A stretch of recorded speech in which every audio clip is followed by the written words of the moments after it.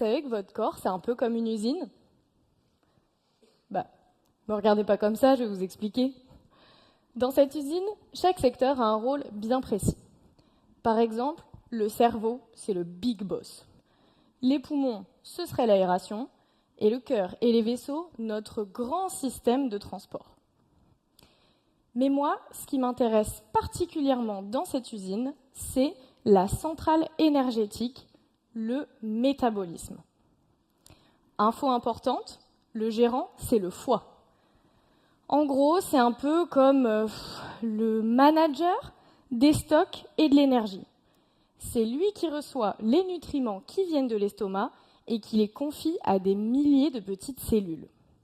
Elles travaillent comme des ouvriers sur un tapis roulant. Elles trient les matières premières, comme le gras et le sucre, et soit elles les transforment en énergie, soit elles les stockent dans les entrepôts du corps pour plus tard. Et normalement, cette usine, elle tourne bien. Bon, si je vous parle de tout ça, c'est parce que je travaille sur une chirurgie particulière, la chirurgie bariatrique. Quand on fait cette chirurgie, on vient réduire la taille de l'estomac pour que le patient perde du poids. Bon, là, normalement, vous vous dites, mais quel est le rapport entre métabolisme et chirurgie bariatrique? Eh bien, en fait, quand on modifie l'estomac, c'est comme si on transformait une des machines du système d'arrivée des nutriments. Et résultat, le foie, il panique. Mais qu'est-ce qui se passe? Pourquoi est-ce que les nutriments, ils n'arrivent plus de la même manière et il y a des chaînes de production qui accélèrent et il y en a d'autres qui ralentissent? Bref, c'est le bazar. Aujourd'hui, les femmes qui font cette chirurgie, elles sont de plus en plus jeunes. Et peut-être qu'un jour, elles auront des enfants.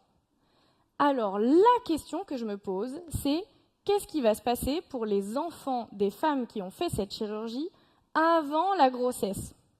Est-ce qu'eux aussi, ils vont hériter de ce métabolisme perturbé? Pour le découvrir, je travaille avec les enfants d'un modèle animal qui a lui-même subi cette chirurgie. En fait, j'analyse le travail des ouvriers et du manager de la centrale énergétique. Je leur donne du gras et du sucre et je regarde la vitesse à laquelle ils travaillent et s'ils ne laissent pas trop de gras et de sucre s'accumuler dans les entrepôts. Autrement dit, je regarde s'ils ont plus de risques de développer du diabète et de l'obésité. Pourquoi est-ce que j'étudie ça? Parce qu'aujourd'hui, l'obésité, c'est la 5e cause de mortalité dans le monde. Alors, en surveillant l'usine métabolique, on peut aider ces enfants à vivre plus longtemps. Eugénie Testa.